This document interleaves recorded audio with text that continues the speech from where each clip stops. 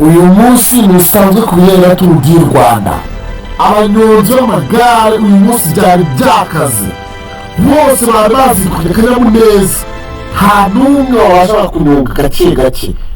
Bose bageraga ku musozi, ku muhanda miremire cyane aherekana ku misozi, bakanyonga bashyize akaguru hasi, buri wese akaryamye kandi bose bari banezerewe bameze neza.